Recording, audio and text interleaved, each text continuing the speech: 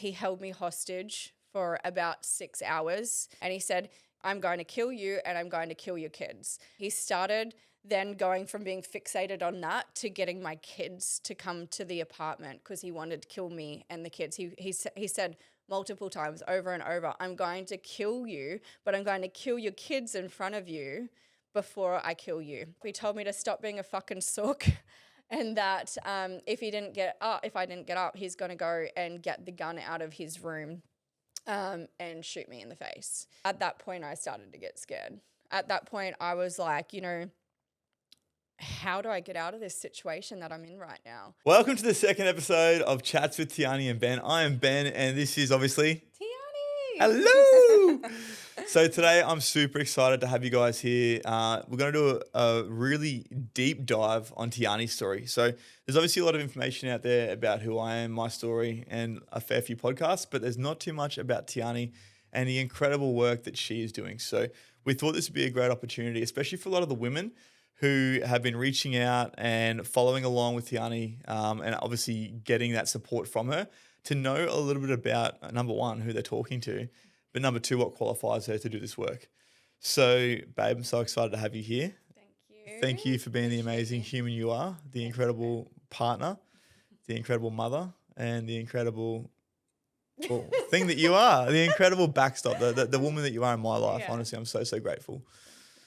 So with that being said, tell everyone a little bit about who you are. For those that might not know anything about you, if you were to explain yourself in a few sentences, what would you say? So my name is Tiarny. I'm the partner of Benjamin. Hello. And I have 3 beautiful little humans, 2 that come out of me. 1 that is from Ben's previous relationship. I am a daughter, I am a sister, and I am a friend.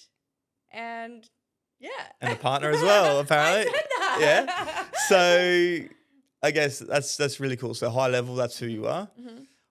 What brings you to doing the work that you do? Why do you love doing what you do now with helping women? Yeah.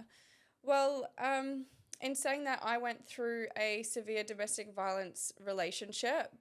And that has taken me quite some years to overcome and step into who I am today.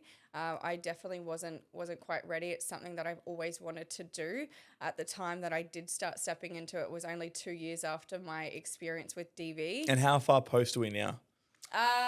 6 years. 6 years. Wow, crazy. 6 years. So it's funny, right? I think this is like your story is very unique to some degree because like when people talk about DV, when people talk about abusive relationships and this sort of stuff, a lot of the time we have this perception. Well, I don't know if it's everyone. I'm just speaking on behalf of myself, but I'm sure a lot of you guys can relate. But we have this perception that you probably grew up in a really toxic, really unstable, really unhealthy household. Yeah. And I know that wasn't the case for you. Obviously, I know your parents, they're absolutely incredible humans and, 2 people who I really look up to. So if you can tell us a little bit about what it was like growing up for you, and then we'll see where we go from there. Yeah. So I had an incredible childhood. My mum and dad have been together since they were 15 and still are together to this day. I have looked up to them in their relationship all my life. I have never seen abuse in my childhood. My dad's really calm. My mum's really calm. So when it came to conflict, there was no aggression. My dad's a very kind but also compassionate man. So anything that ever come up in my childhood, we would just speak about it. There was never anything, toxic or chaotic in our household. So it wasn't something that aggression, abuse, domestic violence was not something that I grew up seeing. So with that being said, obviously you did find yourself in a very, very toxic relationship. So can you tell us a little bit about the events that led up to that? From my understanding, obviously you were in a really healthy relationship prior to that, and that was with the father of your kids. So what was that relationship like for you? And I guess what was it that led then to finding yourself in an abusive relationship? Yeah. So I was with my children's dad for 9 years. And again, we were together since we were 15 years old.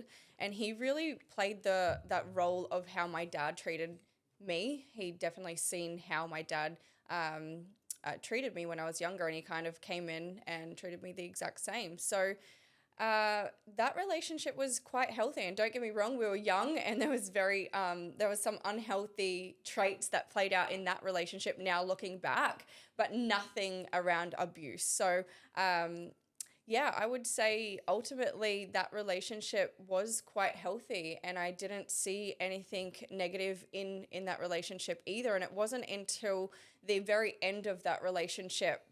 And there was a lot going on in your life at that point, right? Yeah, there was a lot of high pressure going on. So not only did we have two young kids, I had a salon, opened up my first salon when my daughter was 3 months old.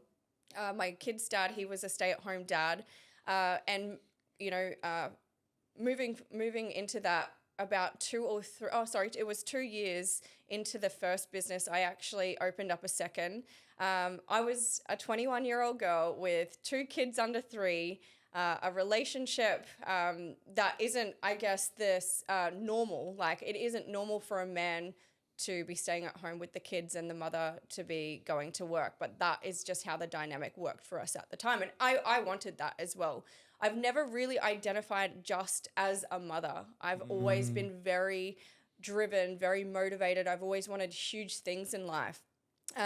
So I was very grateful for my kid's dad to be able to, step into that role and allow me to go after my dream at that time. And fast forward into that business, it was, it started spiraling. It started spiraling in the second, with the second salon. First things first, it was very, very successful. It was. To start with. Like, you went from 0 to absolute success in quite a short period of time, right? Yeah. So from when I opened, it was a new concept. It was a concept that I'd brought over from America. It had never been done in Australia before. So everything was going against what a normal hair salon would look like, essentially. So there was a lot going on within the business that I had to navigate. And not only did all of my time and energy go into that business, I felt like I wasn't a very present mother because I was consumed in that business. I was going to work at 5 a.m. in the morning and then not going home till 10 o'clock. And that was my life. That was literally my life for 5 years. And in saying that, it was a little bit easier when I had the first one because I just had to go there. I had, staff. I had to be a leader. But when the second one opened, that's when shit started to hit the fan. I wasn't ready. To be really honest, I didn't even know how to be a leader at that time. It was the first time that You're still a child. You're 21 years old. Yeah. So, coming into my second salon, I had a relationship breakdown. A lot going on with my kid's dad and I at the time in our relationship, and it was essentially where we wanted to separate. But it was really quite hard because we had so much together. Of course. We had a lot of financial pressure. We decided to put one salon into liquidation, keep the other salon. Again, this was COVID. So there was a lot of high stress going on. There was COVID. I have two kids under 3. I have a relationship breakdown. I am about to take a business into liquidation. Yeah, A lot of people were suffering at the time of that breakdown of the business as well. So not only my family, because they were supporting me, not only financially, but emotionally, but also, my team, my staff, a lot of people were suffering. So I didn't know how to cope with that. How do you cope with that when you're 23, 24 years old? This is stuff that, not many people would deal with in their lifetime, let alone being 24 years old. So my coping mechanism was to run away, shut down. Let's just, I remember at one point I was like, I'm just going to leave that over there. Whatever happens with that, I'm going to leave it to my kid's dad and I'm going to go and I'm going to keep living my life. That was literally what happened at that time, which is obviously completely unhealthy, but I didn't know how to emotionally get through that or navigate the stress and the pressure of what I was dealing with. So you just fold it up and just throw it over. I tried to throw it over there for someone else to deal with. Yeah. Right. Yeah. So what did that look like for you? So that looked like I started getting into the party scene. which was a very out of character for me because I never enjoyed drinking. I never took party drugs. I started going out with friends. I started drinking pretty much when I'd finish on a Saturday. So I worked every single day, even some Sundays. But from Monday to Saturday, I would be, all my energy was going into work. On a Saturday when I finished work, I would be going out partying. I started drinking. I started doing drugs. And that was my way of coping. Yeah. And so then from that, obviously, you were in a situation where you're really avoiding. You were just trying to shut everything out, trying to avoid the problems that were taking place. And I guess how long after that situation there was it that you found yourself in this abusive relationship? Yeah, it wasn't too long after that. I would say I started going through that, and probably like 9 months to a year after that, I found myself in a relationship with a man. So I'd met again in the party scene. Right. So like attracts like, and at the time, 100%. yeah, you were hanging around lots of people that were partying. Yeah. Like you said, also probably avoiding their problems as well. Yeah, we were all running away All together. running away. Look at me go. Who can run quicker? Yeah. And found yourself in a relationship with someone who sounds like it was your match at the time. Oh, 100%. And what was it like with him at the beginning? Obviously, this is the thing I think a lot of people don't understand is, especially if you haven't been in an abusive relationship, they don't understand that it wasn't just abusive from the beginning. No. That things are, a lot of the time are actually perfect. Yeah. And look, even almost too good to be true from the beginning. And that's what it felt like. It honestly felt like I was like, I've found the love of my life. Like, this is the man of my dreams. Like, I'm going to marry this man. I'm done looking. Like, that's what it felt like at the time. And very, very quickly, something that I like to explain it as they wear a mask, right? And yeah, for sure. Most people would know it as love bombing. So at the start of a relationship, what a narcissistic man will tend to do is everything that you want. So they're very observant. They'll listen to everything that you want, and they will literally say, that's what I want to give you, and give it to you on a golden platter. And then they talk about this life together that's basically your life. They're just mirroring you. Yes. And that's what they want to give you. So it's actually tough. It's really tough to decipher, is this a man that you've found that is like everything that you've been looking for? Or, well, at the time you don't know, but he's actually mirroring you just to start the abusive cycle. Just building rapport and doing everything he can to get on your side. Yeah. Yeah. Yeah.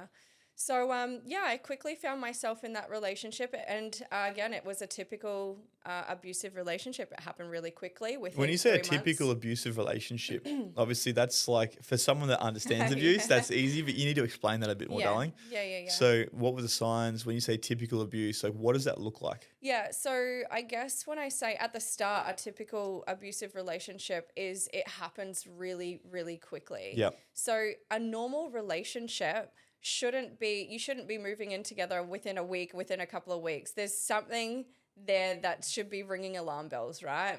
Because you don't even know who this person is. And usually they want to try and get their hooks into you as quickly as they can, because once they've got their hooks into you, it's harder for you to leave. That's right. Yeah. So the quicker that it plays out at the start of the relationship, and that was exactly what happened for me. I moved in, I think, by like 2 or 3 months. It was extremely quick. And in that time, I was still completely avoiding all of my problems. I was like, I've met the man of my dreams, like skipping down the road. Yeah. But very quickly, after about 3 months, it's really, really hard for them to hold that mask up. Of course, it's got to be exhausting. It's fake. Yes. And it's nothing they say to you is real. So within 3 months, I realized there was a few things that started popping up. A few, I guess, words that I'm really, really big on. If you say something, then do it. So I started being a man of integrity. Yeah, and I started to see a gap in that. And not only was it really hard for me, so for anybody that's listening to this, if you don't have an understanding of drugs and alcohol, yeah, I did party drugs a little bit before I met him, but I've never been a big drinker. I've never been a big user of drugs. So, drugs like ice was something that wasn't familiar to me. I've I've never been in a household, my childhood, there was never drugs or alcohol. So I had no understanding of what those patterns that would play out with drug and alcohol abuse look like. Yeah, for sure. I think the other thing as well to really highlight here is the fact that you had zero idea about the patterns as well because you hadn't been in an abusive relationship before that. You've actually had nothing but stability and Yeah. really, really healthy role models when it came to what a relationship should look like. Yeah, and that's why I think it was so hard, is because like I am such a nurturing soul, and looking at the relationship with him, I was like, well, it would have been 3 to 4 months. I was like, there was these red flags that were coming up and being like, okay, this isn't quite normal. And I understood that. And I actually mentioned to him, hey, do you realize that, these things are starting to play out, or these patterns are starting to come out? And is this something that's, come up in your past, in your relationships? And I started talking to him about it. And he actually came to me and said, I know that this is not normal. I know my behaviors aren't normal. But he didn't really understand what was going on either. So I had to quickly really learn the patterns that were playing out with especially drugs. Yes. So with ice, and that was a hard one for me because he would go out for 2 or 3 days, like bendering with the boys. I didn't even know he was bendering with the boys. I just thought he was out. And then when he would come home, he would sleep for probably a day, sometimes 2 days. And then he would take things like Valium to help him go to sleep. So it took me a while to catch on what was going on. Because again, we were quite young. He was still very much, with his friends doing his thing. And even though that wasn't what I was like, it's like I accepted that.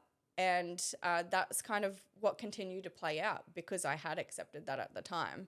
And then, really, really quickly, within 6 months into the relationship, I was the relationship was really chaotic. It was really chaotic. It was really unsafe emotionally. Physically, it wasn't anywhat physical at all. It was really just emotional. So, and the thing is, it's really actually hard to explain what happens with the emotional. It's called grooming, right? Of course. So in that period of time, they're grooming you. So it's like the hot and cold. It's like if there's a conflict, he would always leave. And I would be like, again, coming from my childhood, I never understood what it was like to have somebody leave, or I was like, oh, maybe he just deals with his emotions in a different way to what I'm used to. Mm-hmm. So that it was him leaving, him coming back whenever he wanted, and I was just sitting there like, what the fuck have I done?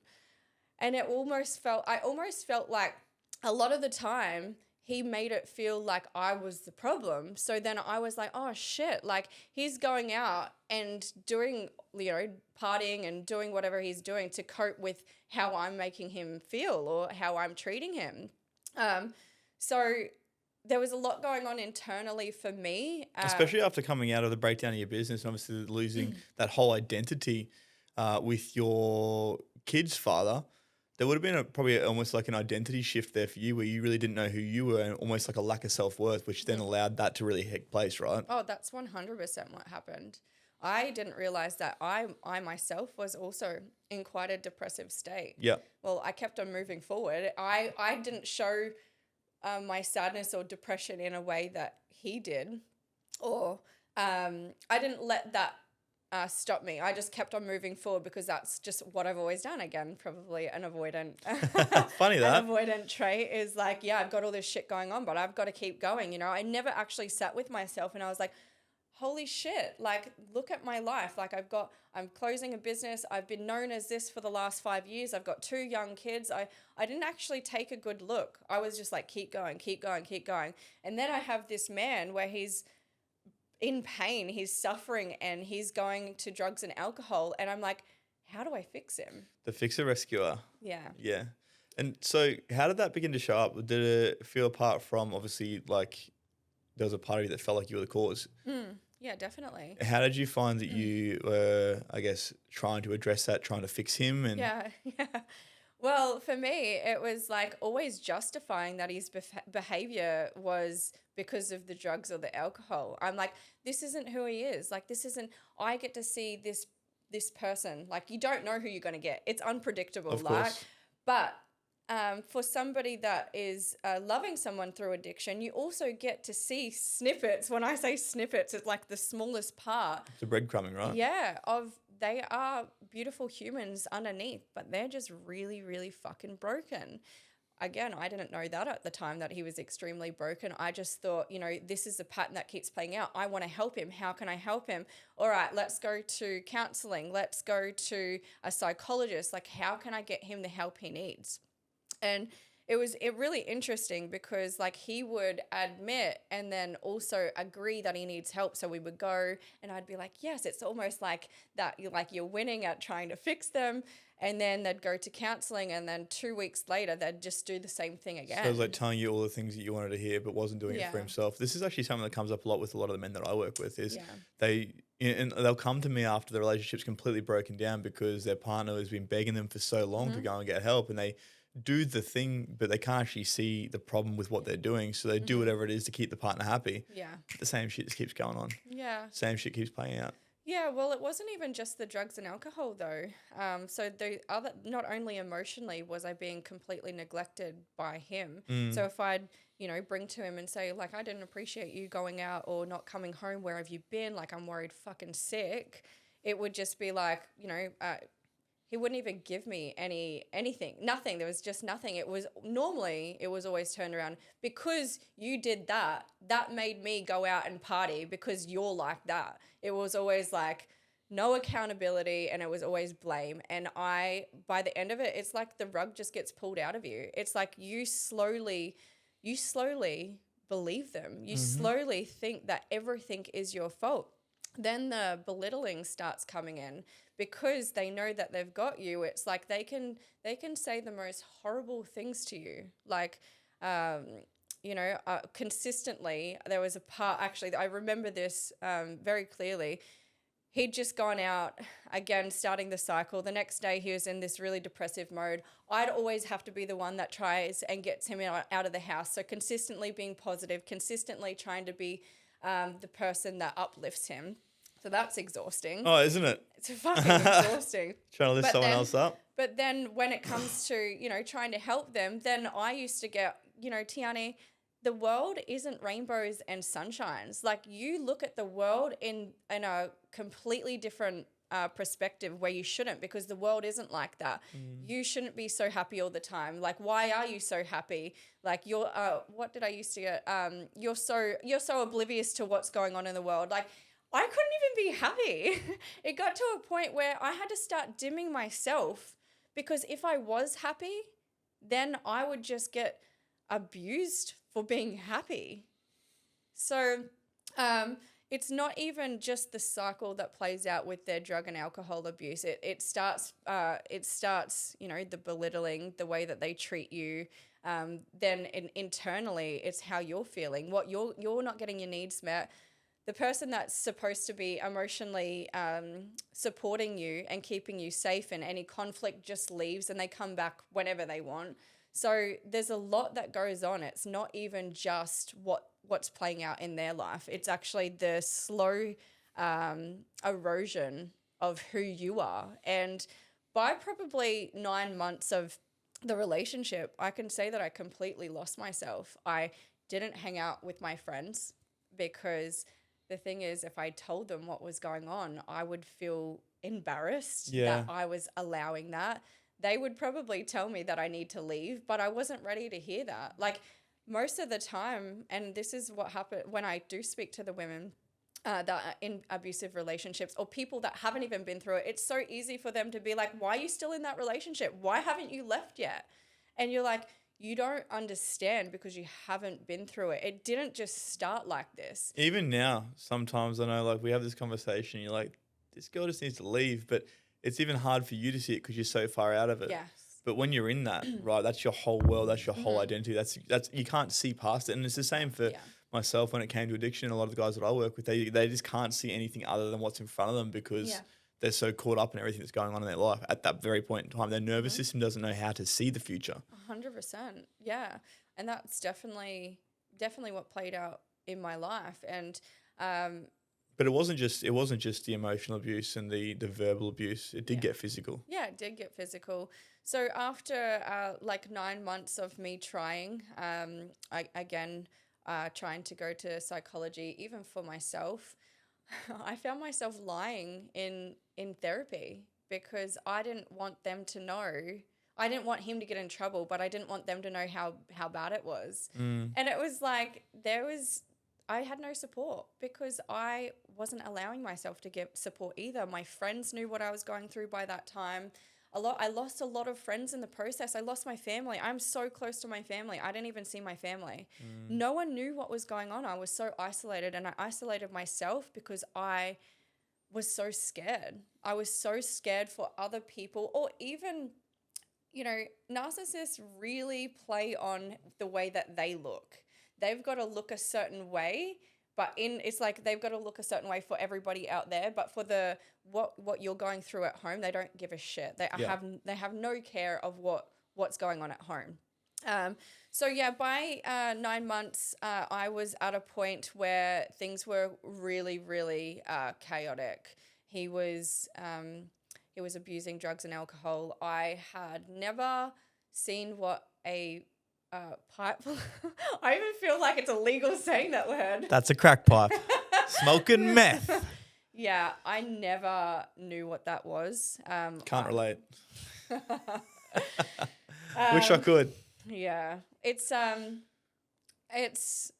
something that I never wish upon anybody, and not only hearing your story, Ben, and but also as a woman supporting somebody that is going through a meth addiction. And don't get me wrong, any drug is hard to support somebody through, but this drug specifically, yeah. Look, I used to call it the devil. It is.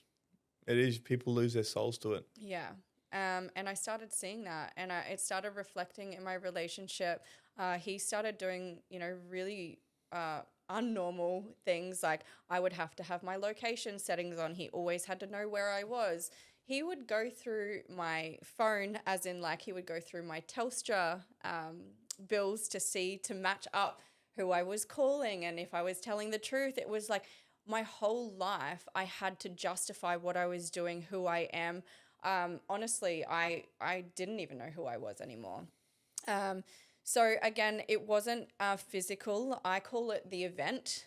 Is something that took place on the 10th of January. Now, just leading up to the event, he had been pretty much gone for like 2 weeks.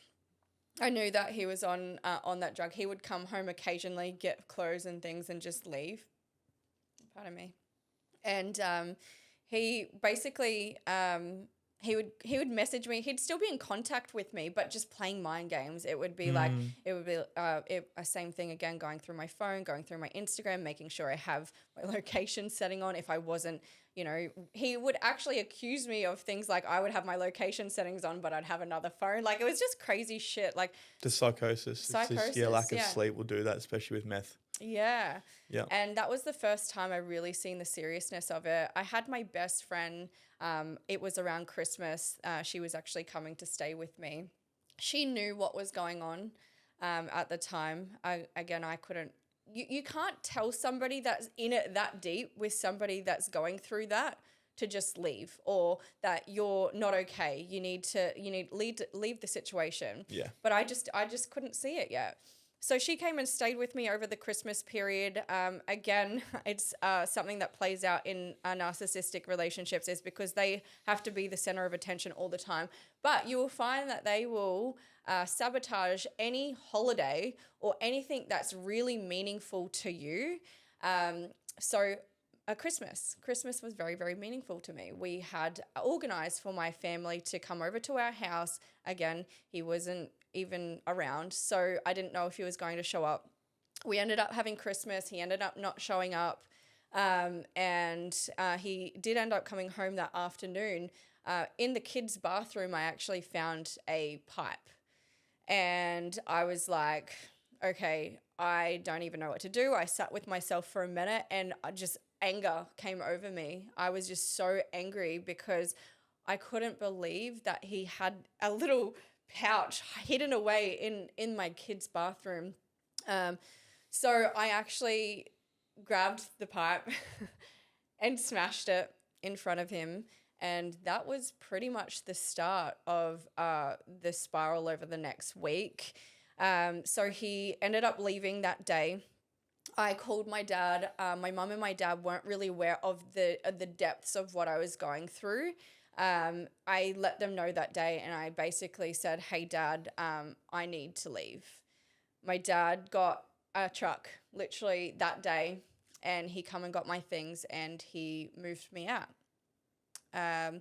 So when I moved all my things out, I still knew in my heart that it wasn't done. Like, it was so chaotic. It was so chaotic. I also knew in my heart that I wanted to help him because I'd never seen somebody like that before. And it really fucking broke me. You know, somebody that you love and you care about, all you want to do is try and help them get through that season of their life. And also me trying to understand the behaviors as well. Like, I hadn't had any idea of what was even going on myself. I hadn't even had time to process it because it happened so quickly. So it was coming into, the start of January. And I was staying at my mum and dad's. Again, we were going back and forth speaking.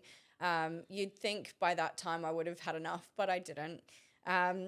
And it came into the lockdown of COVID. He called me and he said, "Hey, do you want to come over and stay with me for COVID?" He had called me a couple of days prior saying he's been to therapy and he's doing all the things to help himself, and he wants to be better for me. And he wants to show up in the way that, Telling you all the things that you wanted to hear, Yeah. obviously. Just once again, just grooming you. Yeah. And then throughout COVID, we were in lockdown together, and he had no drugs or alcohol, obviously, because I was there with him. And I honestly was like, oh my God, like, this is incredible. He's changed, and hopefully it stays like this. It was the last day of the lockdown, and he sat me down and he said, "Okay, Tiarny, I need to look through your Telstra phone bill because you're speaking to somebody else." And I was like, "What do you mean?" I had no idea what he was fucking talking about. And he was like, "Okay, I am going to, with Telstra, you can basically get a data sheet of the last, like, however many years of your log of your phone. And it takes 3 days to do that. So they don't give it to you straight away. It takes them 3 days to process that and then send it back." And he was just obsessed with trying to find out whether I had been cheating on him. So I ended up being like, you know what, I'm fucking done. Like, I was actually, and I was, at that time, I was like, I'm so sick of the chaos, the unpredictability, and you are just blaming me for absolutely everything. So I'm done. I'm walking away. So I got my things and I went to a girlfriend's house. I had logged off my phone, changed all my passwords, and that's how I knew I was done, because I was always trying to please him. Yeah. I was trying to make sure that he felt safe and that he felt okay. But I wasn't worried about me at the time. I was just like, whatever makes you feel comfortable. And that's really atypical of, like, being in a narcissistic relationship, is everything has to be about them, right? And so you completely lost yourself and forgot about what you actually needed until that point, by the sounds of things. Yeah, and I didn't even think that wasn't toxic at the time. I just was thinking, this is something that I need to do for you to feel safe. And that's, I would go to extreme lengths for my partner to be happy or to feel comfortable. I'd never want them to feel unsafe. So, that's just something that played out throughout our whole relationship. But I got to that point that day where I was fucking done playing games. Like, I finally got to that point myself. No one else could have told me that until I got there myself. So I went to my girlfriend's house. I had changed all my passwords, especially my location. So that was so he knew where I was all the time. And I got to my girlfriend's house and I was like, okay, I'm going to, call my mom and dad. I'm going to go back there. I'm going to start moving forward because I'm completely done with this relationship. I get a call about 3 hours later from a no-caller ID. And I was like, oh, my God, I wonder who this could be. And it was him. And he called me and said, Tiarny, I need your help. I was like, I'm not helping you anymore. Call your parents, call your friends, but I'm done helping. He was like, I need to go to hospital. I'm not well. I'm going to take my life, all the things. The reason why he said that is because he felt energetically that I was finally done. Yeah. So the things that he was saying to me were out of desperation for him to help, because he knew that I had moved away. It was clutching at straws. Yeah. So I said, no, I'm done. And that was it. I hung up the phone, and my girlfriend turned to me and she said, I have a really bad feeling. You need to get out of this situation. Otherwise, you're going to be one of those girls that end up on the news dead. And I was like, I'm okay. I'm good. We're good. And then probably like an hour later, I seen a link come up for my emails, my iCloud, not emails, saying that somebody had signed in. And I was like, fuck, like he knows where I am. And as soon as that happened, I looked at my girlfriend. I said, I got to leave because I feel like he's going to come after me. And she was like, I'll call the cops. I was like, no, I'm going to leave because I don't want to put you in danger. And by the time I'd already packed my things, he was actually downstairs. So my girlfriend's like, don't go. Let's call the police. And I was like, no, I've got to go. Otherwise there's something going to happen here and you're the one that's going to suffer because of this. So I'm not going to let that happen. I walked downstairs. He jumped out of a bush behind me, dragged me into the car, put me into the back seat. We didn't live far away from my girlfriend. He was driving extremely chaotic. I could smell the alcohol on him. And he said, I don't know why you just got in this car, because this is going to be the worst day of your life. And I was like, stop driving crazy. Stop being silly. What are you doing? What do you need? Like trying to calm him down, because he was so angry. He was basically saying that, threatening me once we get up in the house of what he's going to do to me. He's going to smash my face in, shut the fuck up. You've done this. I'm the reason he's like this. I'm the reason why he's going to do what he's going to do to me today. And I wasn't too worried at that time in the car. Like I was worried about his driving because he was literally going through traffic. There was an intersection. It was a red light. I didn't know how we got through that intersection, but we did. And going through to our apartment downstairs, we're going up in the escalator, and I just looked at him, and I remember looking at him in the elevator, and his eyes were rolled over black. Like they were black. And I remember thinking, I'm in trouble here. So we got up to our apartment, and he basically pushed me inside and said, I want you to get that phone record. And I said, I can't get it. Like you've already processed it. It'll be here in 3 days. He turned around and locked the door and said, good, looks like we're going to be in here for 3 days. So at that point, I was a little bit worried, but I was just trying to calm him down, because I could see that he had been on drugs. I could clearly see that he had been drinking all morning since I'd left. And his behavior was something that I'd never experienced before. He was completely gone. Like I honestly feel like his soul wasn't even in his body. Yep. And you'll have to bear with me, because again, this day is something that was obviously really traumatizing for me. So my timeline of this day and the way that it plays out, I can't remember exactly. Of course. But basically he held me hostage for about 6 hours. So the main thing he was fixated on was getting my data off my phone. So he sat me down at the table. We had quite a big marble, like round table. It was quite heavy. He sat me down and he said, get me the phone log, otherwise I'm going to kill you. I'm going to kill you and I'm going to kill your kids. And I was like, I can't, like, how can I possibly do that? And he was like, he started then going from being fixated on that to getting my kids to come to the apartment because he wanted to kill me and the kids. He said multiple times over and over, I'm going to kill you, but I'm going to kill your kids in front of you before I kill you. So he tried getting me, he wanted me to call my kids' dad. And I was like, I'm not calling them. Like, I'm not calling them. Like, that's when my heart sank, thinking like, you can do whatever the fuck you want to me, but my kids, no fucking way. So he was like, you need to call your kids' dad and you need to get your kids here now. And I was like, all right, I'm going to have to do this, right? So here I am calling my kid's dad the first time and he didn't pick up. And I was like, thank fuck. Like, honestly, thank fuck he did not pick up. Yeah. So he grabbed my phone and smacked me over the head. And that was the first time that he had hit me. And I could already feel the shock. Like, I was in shock as soon as he hit me.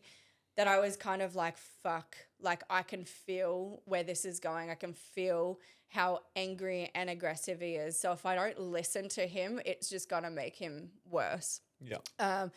So he hit me.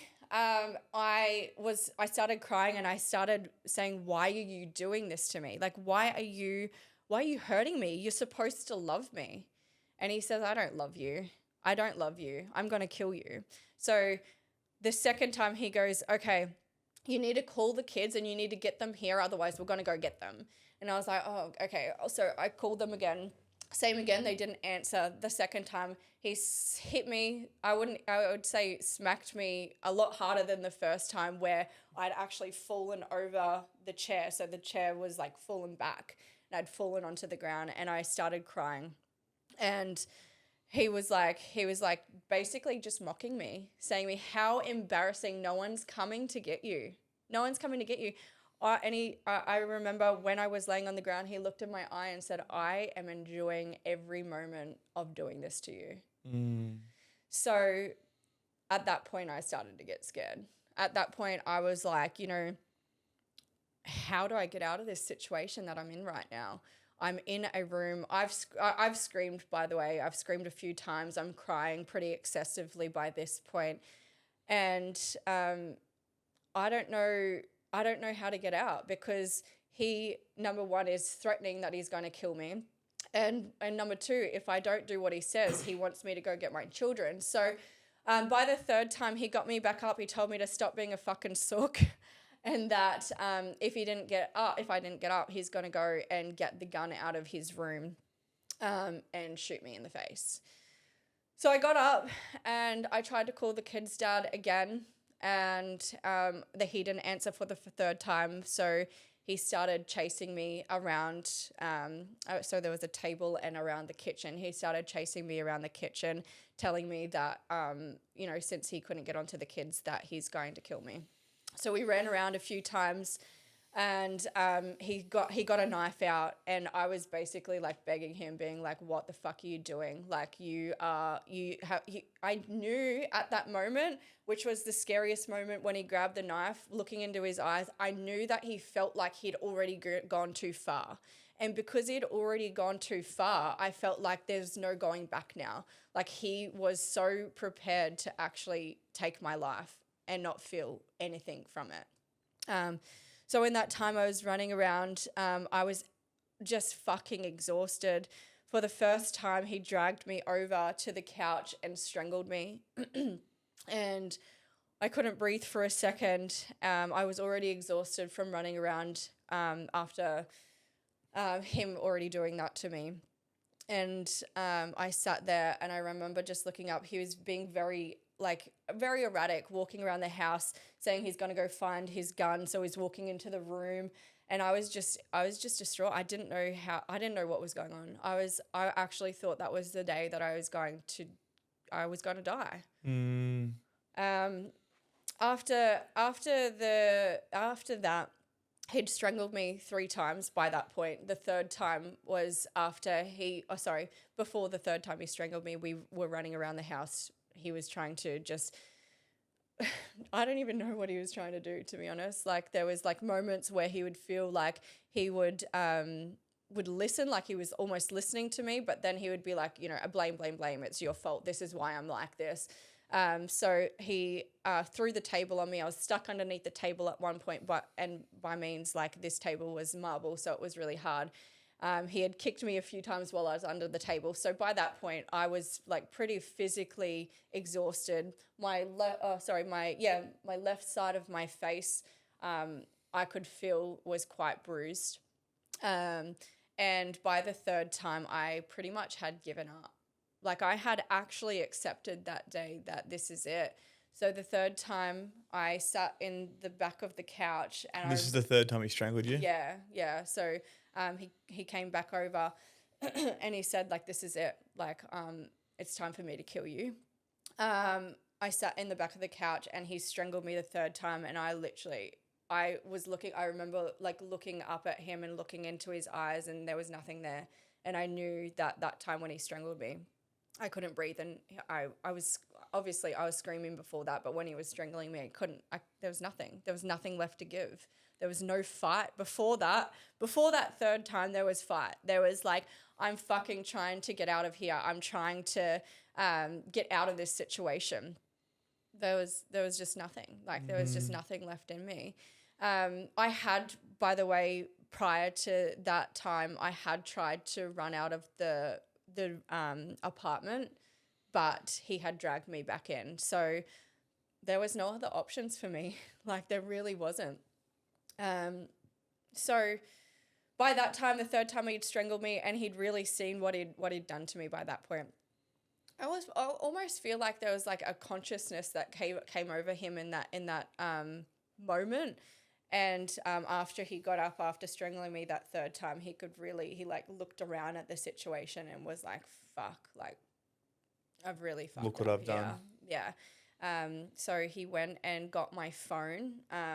He went in the room, and for a split moment when I was sitting there, I thought about my kids, and I was like, you know what, I'm done. I give up. And when I thought that, I was like, that's it. Then I seen my kids. And once I see my kids, I was like, if I don't fucking do something right now, if I don't get up off this couch and find every inch of me to get out of this situation, those kids are going to be growing up with no mother. So there was a split second where he walked into the room. By the way, when he walked into the room, he then went and said, it's obviously my time that he's going to kill me. He's going into the room to grab a gun and shoot me in the head. And in a split second, I seen when he just got there in the room, I seen what he was doing. He grabbed my phones and walked out. So this is like to my left of me. To the right of me is my bedroom. I'm in the couch, and to the left of me is the balcony of we're up 14 levels, by the way. And I seen him slowly walk past, and once he got out, he was throwing my phones off the balcony. Once he got out of the balcony, I got up and I ran out the door. I ran to the stairs. I knew that if I got the elevator, I wouldn't make it. I ran down 14 flights of scared. I have never been so scared in my fucking life. Like I was just like, I'm not even going to make it down here. He's going to get there before me. I was thinking in my head, he's going to get the elevator. He's going to meet me at the bottom. He's going to run after me. I was just in fucking survival. I was running for my life, and I had looked like I'd just been absolutely bashed. My clothes were torn off me. I had bruises all over me. Had no shoes on. Like I looked like a mess, and I didn't give a fuck. I was running. I literally ran out the apartment. That wasn't even what was going through my mind. Obviously, I was just trying to survive. Ran out my apartment and ran to an IGA that was a couple of minutes from where we lived.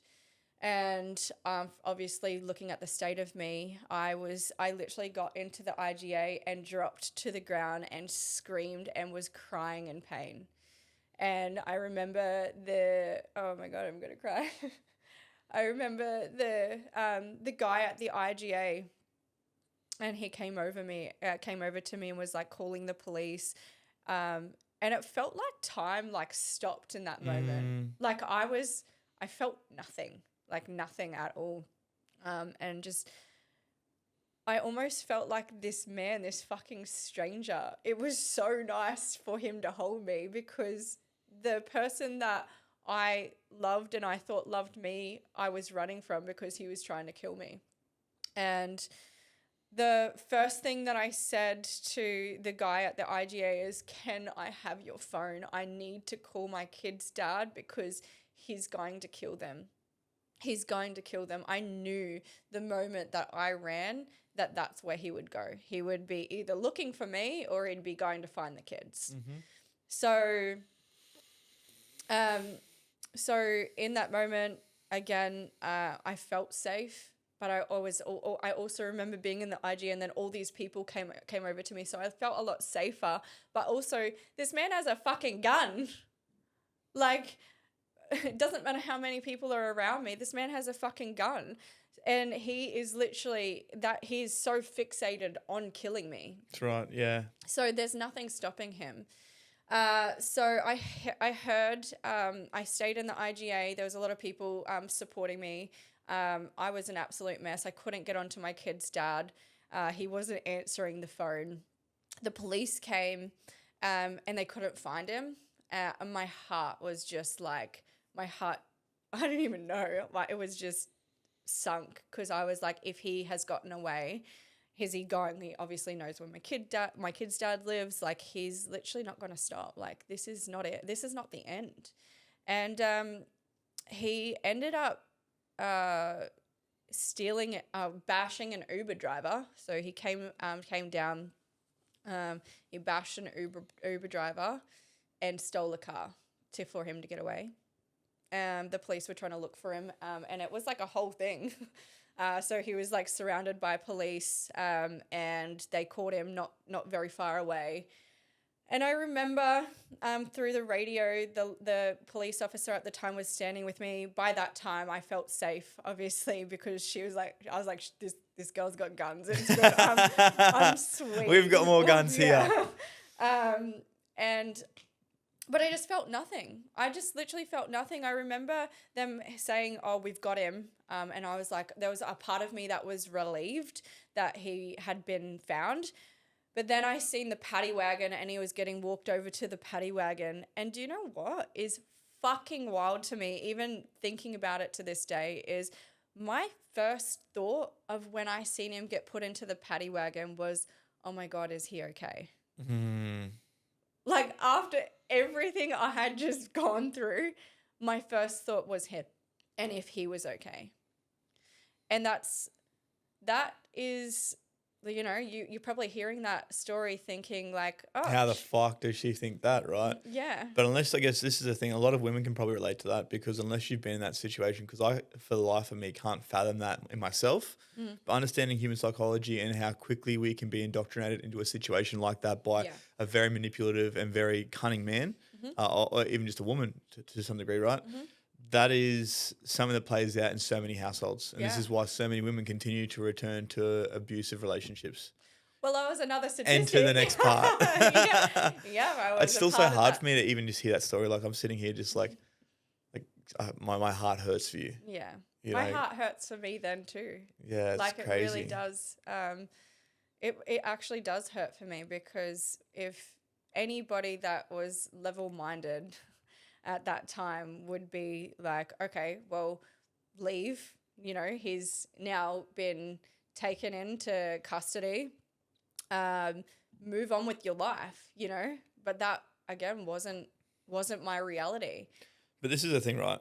Narcissists and men like that take advantage of women who are a beautiful soul. Women do have a beautiful heart like that. They really play on that. 100%. They really play on the goodness and kindness of someone like yourself. And obviously before that you were really, and you still are, a very, very kind person.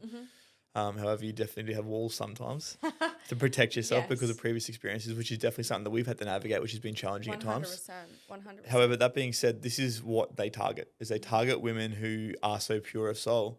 A lot of the time, women like yourself who haven't even been through abuse or been in those kinds of situations because they can't recognize the patterns. Correct. And because obviously for you, in your heart of hearts, all you want to do is help. That's who you are. That's why you're doing what you're doing now. It's because you right. want to really help people to be better, to elevate, to become their best versions of themselves. Yeah, and I And think abusive partners, narcissists in particular, really, really play on that.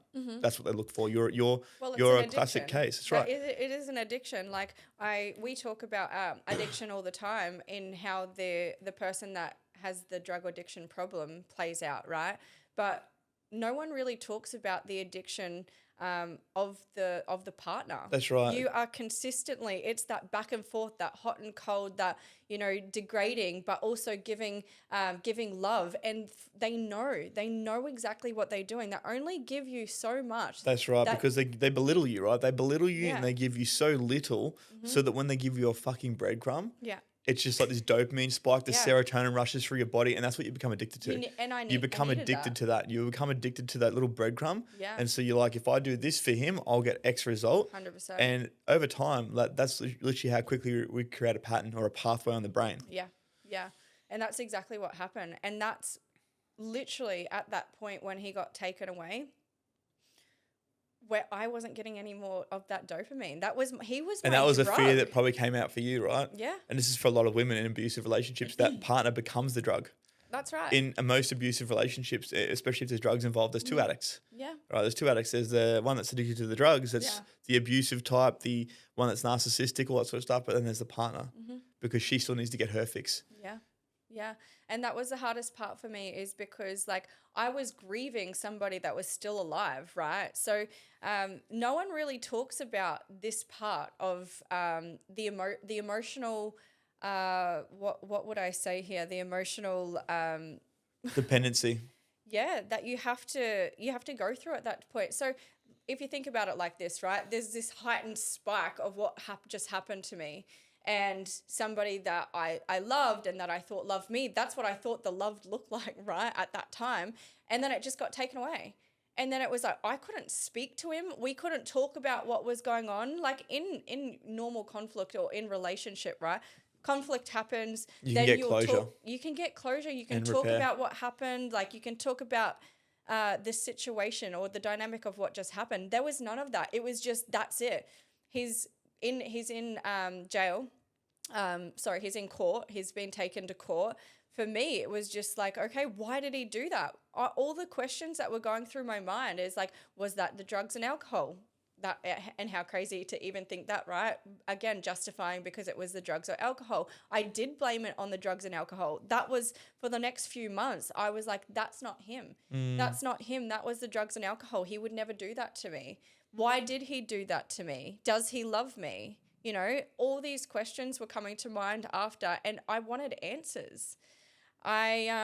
Not long after, I reached out to a few of his friends. I was in communication with a friend particularly, and his mum and dad. I spoke to on the phone shortly after. It obviously explained what had just taken place, but something that to be aware of is the apple doesn't fall far from the tree. So these behaviors and these manipulative tactics usually come from childhood of theirs. What I learnt along my journey was his mum, and I did know that, but I didn't know what it was, but his mum and him were very identical when it comes out to playing the patterns that I seen in his life. So 3 months of that, I was, let's just say it like this, the lights were on, but no one was home. I was in so much pain. I felt nothing. Like for the first time in my life, it's not that I wanted to kill myself. I've never really thought, I don't want to be alive. But there was definitely times where I was like, if I don't wake up tonight, I wouldn't even care. Wouldn't be mad about it. No. Yeah. You've given up. I'd given up. So that was a really dark time in my life. That 3 months was quite dark. I couldn't even show up for myself, let alone show up for my kids. I was definitely not a mother at that point in my life. I'm very, very lucky that I have the support of my mum and dad. They were my emotional rock at that time. Again, I had lost a lot of friends, so I had not really any friends to lean on. And also, I didn't want to lean on them because they were right? Like, they were the ones that are like, you need to leave the situation, otherwise you're going to be on the news. And they were right. So I isolated myself. I turned to drugs and alcohol. Again, I don't ever think that I had an addiction problem. It was the fact that I genuinely just was numbing my pain. I was in Didn't so know much pain. how to handle what was going on in your life, or how to feel. Yeah. So I almost like grasped onto the fact that it wasn't over. Like, even still throughout that whole time, I was like, it's not over. Like, when he realizes that what he's done, and maybe him going into court, jail for those days before he got out on bail, that he'd really sit there and understand of what he's actually done, the pain he's caused me. So it was about 3 months. By that time, I've cut contact. Like, we couldn't speak at all. There was a DVO in place. Sorry, a PPO, which means it wasn't Police protection order. Yeah. As opposed to a domestic violence order. Yeah. So this was pretty severe, right? I got a lawyer. Well, to be honest, it was actually how's this for manipulation? So going through that all, he then reached out to me about 3 months after. And me thinking it was like him apologizing. He had remorse. He's taking accountability for what he actually done. And somewhat it was there, but it was, again, fake. It was all calculated. This was all a very, very calculated move from him and his family for me to drop the charges so he didn't go to jail. So his mum actually got a lawyer, which, by the way, was the most incredible result out of this whole story, because the lawyer, Christy, honestly, I give her my life. Not only my mum and dad were a huge support system after that journey, but so was Christy. You got a little tear in your eye. I am, babe. Christy was a literal rock for me. She knew more than my mum and dad did, because I, at the time, triggered my mum. My mum and dad, they didn't know how to deal with it. My mum, she didn't even realize that she got triggered because of the abuse that I'd just gone through, that she had memories and downloads come to her of her childhood with domestic violence. Anyways, that's something that I want to, touch on later.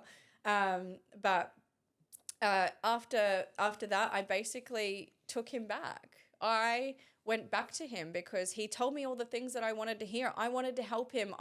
He went to rehab. He did all these things that made it look like he'd taken responsibility. Down the steps. But in saying that, like, we started speaking, 3 months after, same shit was playing out. I found out he was still speaking to his, ex and girls. And I didn't have the wool over my eyes now. I could actually see things for what they were. He wasn't on drugs or alcohol. He was obviously having to get tests done each week. So there was all these things that are at play that I could finally see that it wasn't the drugs or alcohol. That was just him. That was just him as a person. And I kept on justifying, 100% that drugs and alcohol amplified it, but that was him as a person. Yeah. So we got back together for about 6 months. And again, it was the most chaotic, unstable time of my life. I brought him back into my family. I lost everyone. My mum and dad wouldn't talk. Like, I never really lost my mum and dad, but my mum and dad definitely weren't as close to me. They didn't agree with my decision, obviously. But I lost all of my friends, literally all of them, because everyone was like, you're fucking insane for going back there. So I literally had no one, and I went against everything that everyone ever said. Throughout this process, we were going to mediation, and through mediation, we were basically negotiating what the terms would look like. He had things in my name. Like, it was a little bit messy. So Christy I basically, if I went into mediation without Christy, I would have been like, give him everything. Same thing again. Me just giving him everything. Drop all the charges. Like, that was why I was going there, is to drop the fucking charges.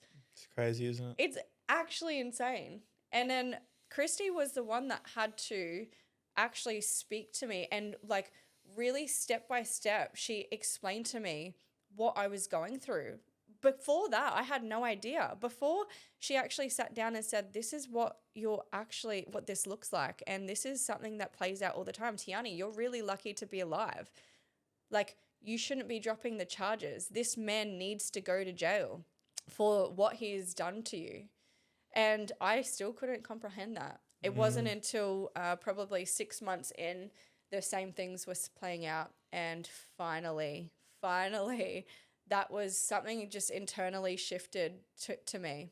And I was like, I'm done. I walked away from that relationship. I wanted no contact whatsoever. We still hadn't gone through mediation. I didn't know at that time that I said no more, that mediation was still going to roll out for another 1.5 years. But I went and lived my life. But when I say I lived my life, I was literally, drugs and alcohol were my life. Yeah. That's the pattern that I went into to numb my pain. What is healing? I didn't even know how to start my healing process. I didn't even really understand what I'd even just gone through. It was all just a fucking blur. The question that that consistently came up was, the man that was supposed to love me was the one that I was running from. Like, how is that possible? I couldn't understand it. Because I look at my mum and dad's relationship and I'm like, this is worlds apart. Like, what do you mean? So yeah, it took me a really long time, through about 2 years of partying, of attracting the same man, because I hadn't yet looked up those parts of myself. You hadn't worked on your shit. Nope. You hadn't sat with yourself. You just I was avoided. still running. Yeah. I think the other thing there as well is, like, you had a very distorted image of yourself because of what had taken place. Yeah. You know, and you were still probably internally blaming yourself. That was the hardest thing for me, was forgiving myself, because I'm a strong woman and I was a really, really strong woman before him. And I forgave him. I forgave him for what he put me through. I forgave him for what he did to me and my family. But what I couldn't forgive was myself for allowing and tolerating somebody to do that to me. Yeah. That was the hardest bit. And it wasn't until two years down the line where I finally started really looking at myself that I realized that I have to forgive myself.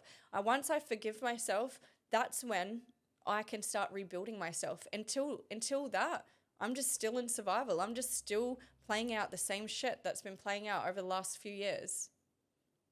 And that's the pattern that continues to play out for most women as well. Mm-hmm. So your healing journey, obviously he went to jail. He went to jail. He went to jail, and I just got to say that the Australian system is a fucking joke. Mm-hmm. He went to jail for less than a year. Or 50, I think, was it 16 months with time served prior? Yeah, I can't remember the exact time, but it was, 15 months or something like that. And that was with also including time served? Yeah. Yeah, so it's a fucking joke. So he already done, 6 months or something, or 3 months in jail? Yeah. By that. So maybe he did like 12 months or something like that. So, and they wonder why domestic violence is such an issue in Australia, because that's what takes place. 100%. That's a fucking joke. Simple as that. So he went to jail, he got out, all that sort of stuff, but you still were stuck with the scars. You were stuck with the scars from years of going through this, not just the actual abuse itself, but that same episode being dragged out, and then you not working on yourself and running away like most of us do. And like, obviously I'm guilty of this in my past as well, as I'm sure a lot of the men and women listening to this are. So you turn to drugs and alcohol. At what point did you really figure out what was going on and decide to do whatever it was that you did to help yourself to get back to the woman that you are today, but also to improve on yourself so you never let that happen again? Yeah, well, it was a very distinct moment for me, because that 2 years that were playing out, I was literally just partying, and I had I wouldn't say they were relationships. I started seeing a guy, and the first one, it was literally like the same thing, just in a different body. So he was addicted to drugs, completely abusing alcohol, And he was just, the way that he treated me was shit. And I left that one being like, I'm not doing that again. And it wasn't until the second guy that I started seeing, but I'm very grateful now, because that was my turning point. So I'd met him, and again, he had a very similar past. And I remember it was only very short-lived. It was like 3 months, not even 3 months. And we were having an argument, having conflict. And by that time, I'd already started seeing him play out. Like, he was angry or upset, he'd go and drink, or he'd just leave. So he'd just leave the house, and I would be stuck again, just wondering what the fuck I've done. So it's that typical like avoidant behavior, right? Yeah. Lack of being able to regulate his own emotions, to hold space and have a conversation. Yeah. Which for so many men is very, very common. A lot of men that I work with, that's exactly what takes place, and that's what leaves the woman feeling unsafe and creates that anxious, avoidant sort of attachment 100%. That plays out that bond, right? Yeah. Yeah, well, it wasn't until that guy, there was an argument that took place, and I just remember him saying to me, he was never like physical, but he was very chaotic like, I think that if I left it long enough, that would have got physical. Of course, yeah. But he literally turned to me one day and he said, with obviously what I just prior went through, he said, I deserve every bit of that. I deserve every bit of what I just went through with my ex. And I was like, that was just a switch for me. It was literally from that moment, I was like, that's it. I'm done with this shit. And it was very, look, the universe works in beautiful ways, but it was that weekend that actually happened. My kid's dad actually said to me, hey, I don't know if you know what ayahuasca is or plant medicine, but I think that it would really benefit you sitting with the medicine.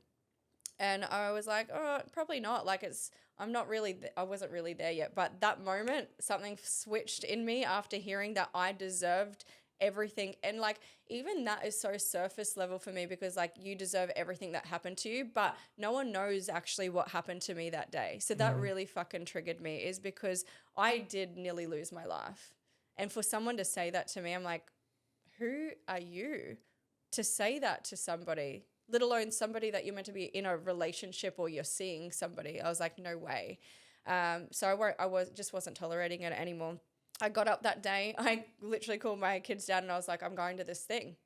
I'm starting this healing journey. That's it. I'm done with my fucking own bullshit. You didn't fuck around with psychology at counselling. You just went straight down the deep end. Like that's I like had done that obviously before. you had before, but like there's just no foreplay. No. Just straight in there. I needed that though. Yeah. I was at the darkest place of my life, and you know what? It was kind of like, if you don't do this, then what else? Like, my life is in shambles. Like, it was literally, you couldn't get any lower than where I was. So there was nothing to lose. So you did plant medicine. Now, for anyone that doesn't understand what plant medicine is, how would you explain that?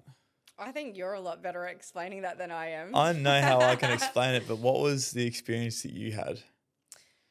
Not the scientific shit that I talk about, but I mean, like, for you, what was the experience that you had? The most fucking profound thing that I've ever experienced in my life. Okay, but what did it show you about yourself that you needed to see? Showed me the love that I had around me, but more so for myself. It really, really, my first ever journey dived really deep into me, and it gave me the love and showed me the love that I had been completely neglecting myself throughout this process, but also for him, also for the situation that I went through.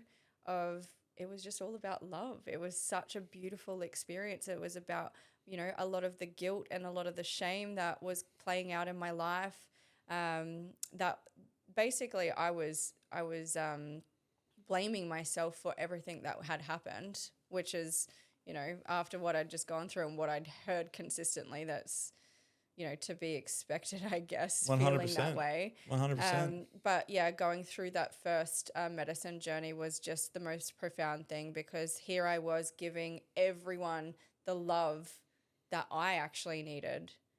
So it came back to, and this is why I wanted to touch on that, because at the end of the day, the only way that women and men will find themselves in these situations just through a lack of self-worth or love for self, through understanding who they are, what they truly deserve, right? And obviously they can become addicted to that feeling. Yeah. So you were very lucky in the fact that you had that plant medicine there to really show you what was what and what wasn't, right? Yeah.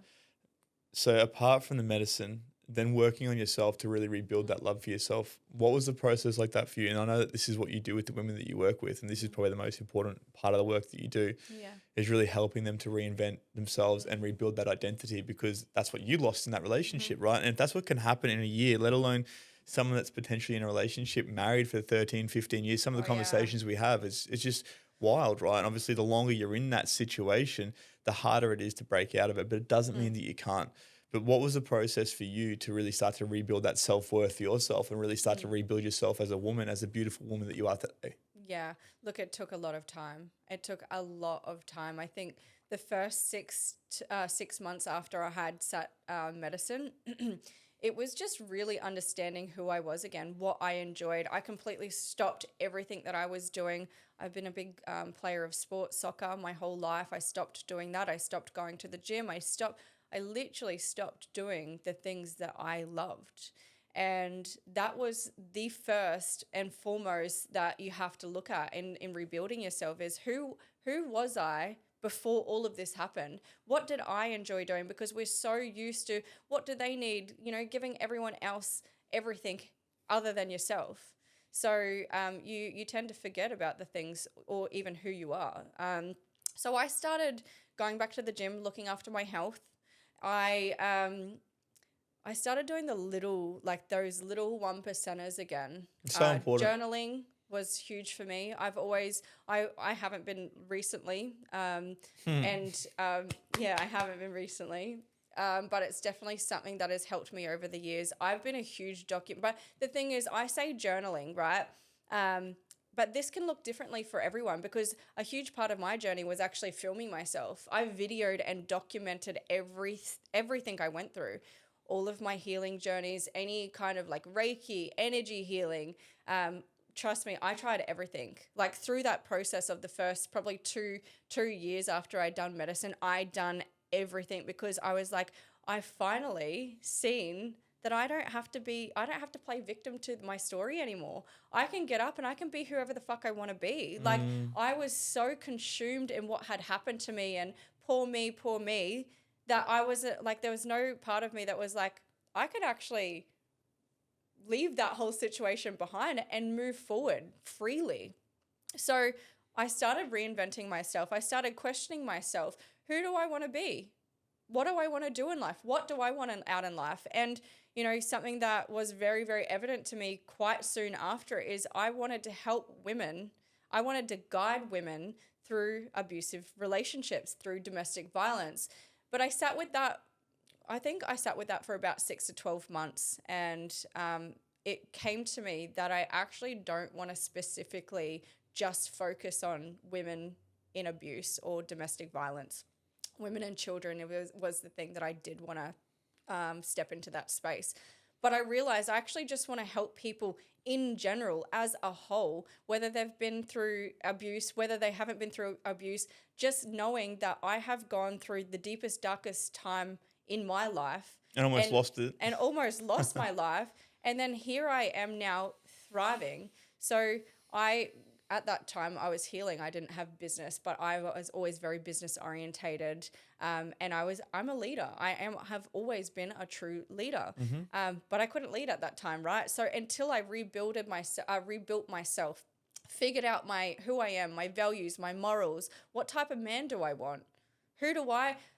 Basically what I did actually soon after, and it took me a while to actually find that person, but I sat down and I wrote a list, and I was very specific in what I wanted. And because I literally thought about this, and I was like, you know what? Here I am writing down a list of my ideal partner, but here I am on the other side of that. I'm not even the woman that would attract that. So what am I going to have to do to be that woman to attract that man? I looked at my list and I, one by one, made decisions based off that list of where I wanted to go, who I wanted to be with, the environment I wanted to be in. So it just took a lot of understanding what I want, who I want to be. Yeah, that's a big part of it, because a lot of women, a lot of men even, and this is a lot of the stuff that comes up for me, they have no idea what they want, so they just fall for whatever feels good temporarily, and that's the problem, is that they haven't got a clear criteria or curriculum of what they actually want in a partner. And so this is why narcissists and so many women fall victim to narcissists, because they just go for whatever feels good, even if it's just temporary. And a lot of the time, not in your case, but a lot of the time, it'll be the love that they didn't get through childhood, the needs that weren't met for them as a child. Yes. You know, so maybe there was a part of that to some degree, because obviously everyone shows love in different ways. Maybe you didn't get your love needs met for the way that you did, but you obviously got love the way that your parents could give you best. But a lot of the time, this is what narcissists play into, is meeting the needs of that person and literally molding and shaping themselves, being the chameleon 100%. temporarily to fill that need. Yeah, and something else I think this is really important to know is that in my case, I never seen domestic violence. Because of my healing, because of the inner work that I have done and the knowledge and wisdom that I now hold, is you don't have to physically see it in your lifetime. This is ancestral. So for me, this is what has happened, is I didn't see it with my own eyes, but my mum, she's the one who's seen it in her childhood. Her mum's seen it. Her mum's seen it. So this was generational trauma handed down in our lineage. So I just want to be really, really clear in this, saying, like, you know, there's probably is stories very similar to mine where you didn't see domestic violence and you're like, where did this come from? Because usually you do see it playing out in your childhood or in, you know, very starts of your relationship. That wasn't the case for me.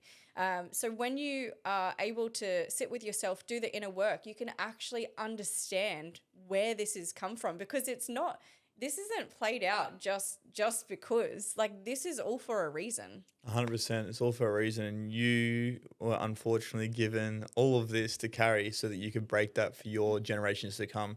I wouldn't say unfortunately. No, it's a beautiful thing, right? You don't get given any challenges that you're not capable of holding. 100%. But it's really funny you say that. There's actually a study. I can't remember exactly the name of the study. I'll put it in the show notes. But there was a study that was done with mice, with field mice, right, or lab rats. And what they did was they took these mice and they exposed these mice, just this specific male mice, to cherry blossom. And every time they'd smell the smell of cherry blossom, which is obviously a very, very weird smell, and in a lab condition, there's not very much else apart from that they're smelling. And every time they'd smell the cherry blossom, the rats would be shocked. Boom, electric shock, electric shock, electric shock, until eventually they took the electric shock away. And then the rats would flinch the same way and had the same trauma response from the smell of the cherry blossom as they did if they were being zapped.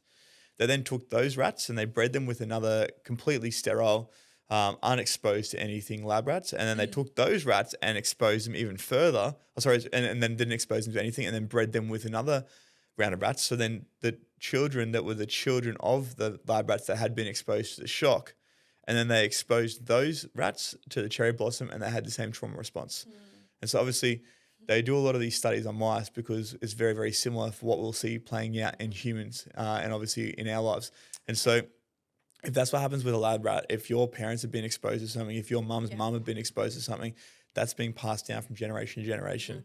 Not to mention that your lineage is also a long lineage of Aboriginal ancestors. Correct. And there was a lot of trauma and a lot of stuff that took place in that whole line when the white man came and took the land, obviously, but then also exposed these poor people to heinous things. Yeah. Heinous things. Yeah. And that gets passed down and passed deep. down and passed down. That's right. It gets deep, but I like your behaviors and your patterns. They're not just playing out for no reason. You don't just wake up with them one day. That's right. They are learnt behaviors, whether they are learnt in your lifetime or whether it is actually ingrained in your DNA. Yeah. So when it comes to breaking a cycle, by the way, how you do that, everyone would have different experiences of what it looks like to break a cycle. For me, I just knew intuitively, for me to completely break this cycle was when my ex had gone to jail. It took about 2 years a year and a half after we had completely no contact of getting put into court. And I had the lawyer call me probably like a week before. It was very interesting, actually. I started feeling a lot of fear, a lot of like very chaotic emotions. And I was like, you know, after that long, I was like, I wasn't really thinking about him. Like I've moved on with my life by now, but I felt so much fear and I was like, why is this coming up?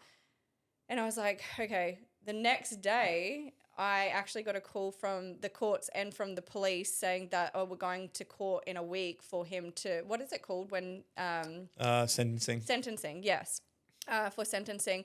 My lawyer called me and said, you know, Tiarny, what you've been through is absolutely incredible.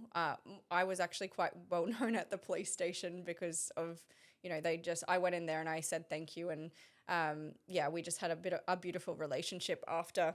And she said, look, you don't have to, but if you want to do a victim impact statement, talking into how this has affected you and your family, then it's not something you have to do. But if you want to do it, you'd be standing up in court in front of him and speaking.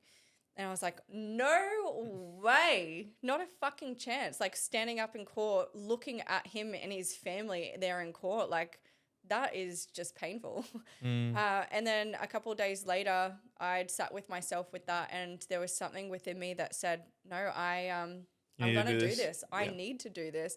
I was like, this is actually what breaks the cycle. I have been silenced for so long that this is my time to speak my truth. He can't say anything back. Nothing. He just has to sit there and listen to me. And so I did. Which for a narcissist would have been That would have absolutely terrifying.